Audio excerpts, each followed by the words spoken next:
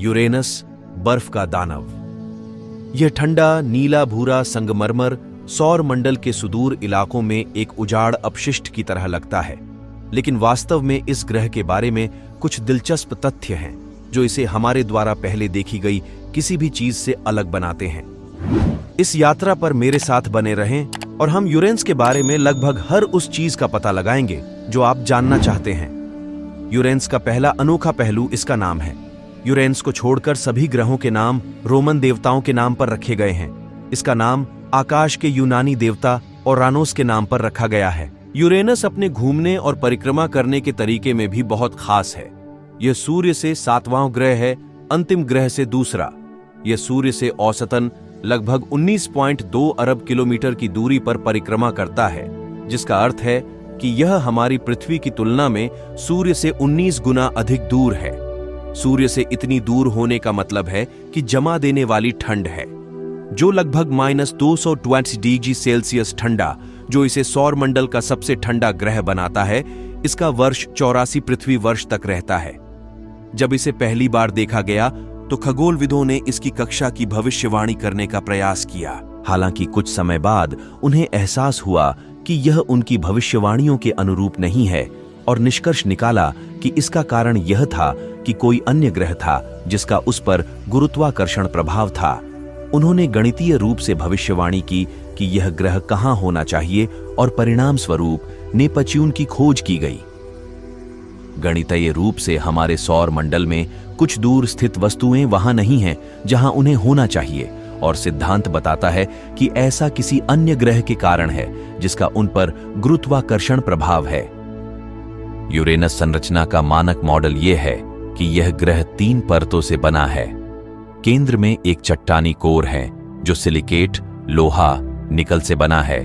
मध्य में एक बर्फीला मेंटल है और बाहरी गैसीय आवरण हाइड्रोजन और हीलियम से बना हुआ है। यूरेनस ग्रह का चुंबकीय क्षेत्र सूर्य के बाद सौरमंडल का सबसे शक्तिशाली चुंबकीय क्षेत्र है।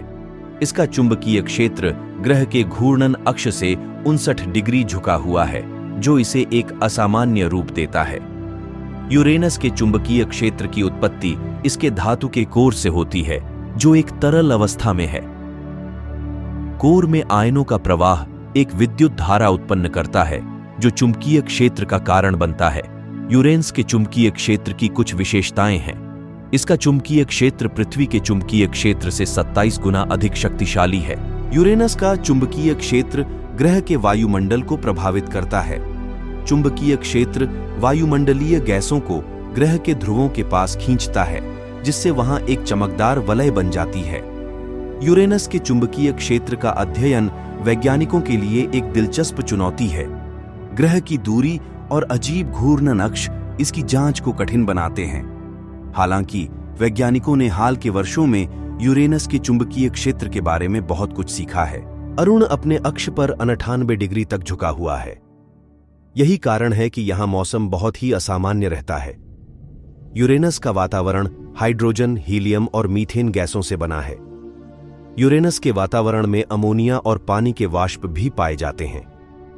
यूरेनस के वातावरण में तेज हवाएं चलती हैं।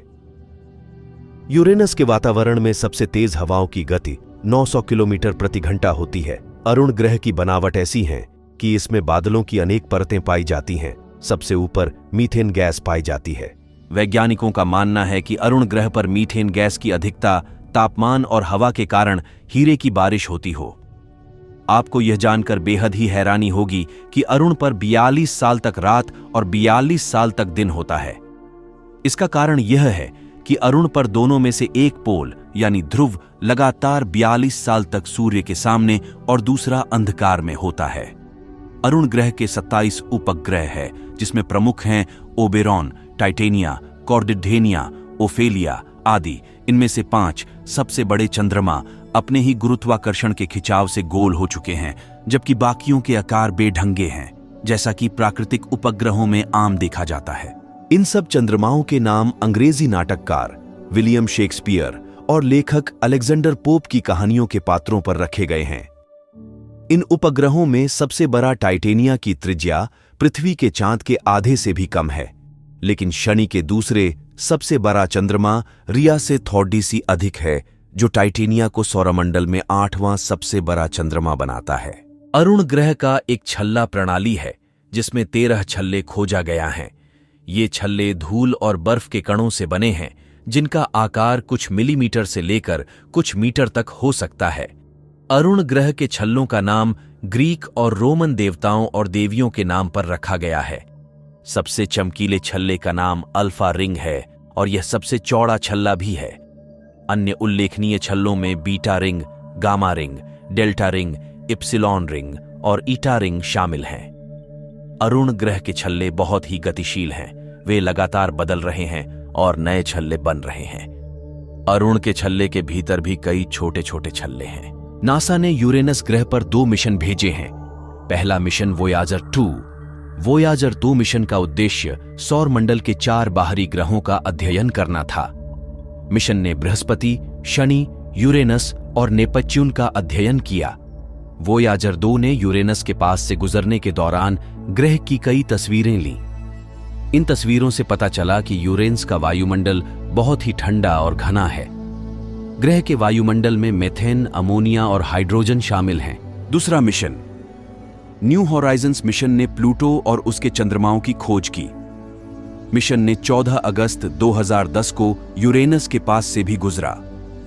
न्यू होराइजन्स ने वोयाजर 2 की तुलना में यूरेनस के बारे में अधिक जानकारी प्रदान की। मिशन ने ग्रह के वायुमंडल और चंद्रमाओं के बारे में अधिक विस्तृत अध्ययन किया। न्यू होराइजन्स ने पता लगाया कि यूरेनस का वायुमंडल बहुत ही गतिशील है। ग्रह के वायुमंडल में हवाएं 600 मील प्रति घंटे की रफ्तार से चल सकती हैं। न्यू होराइजन्स ने यूरेनस के चंद्रमाओं का भी अध्ययन किया। मिशन ने पता लगाया कि ग्रह के चंद्रमाओं में से कई पर ज्वालामुखी गतिविधि है। भविष्य में वैज्ञानिक यूरेनस ग्रह का और अधिक अध्ययन करने के लिए अंतरिक्ष यान भेजने की योजना बना रहे हैं। ये अंतरिक्ष यान यूरेनस के वातावरण, चंद्रमाओं और छल्लों का अध्ययन करेगा। वे यह भी पता लगाएंगे कि यूरेनस का चुंबकीय क्षेत्र इतना मजबूत क्यों है और यह ग्रह के ध्रुवों पर तिरछा क्यों है। यूरेनस ग्रह एक बहुत ही रहस्यमय ग्रह है। इसे अभी भी पूरी तरह से नहीं समझा गया है। हम अभी भी इसकी सतह के बारे में और अधिक जानने की कोशिश कर रहे हैं। तो ये थी यूरेनस ग्रह के बारे में कुछ रोचक बातें।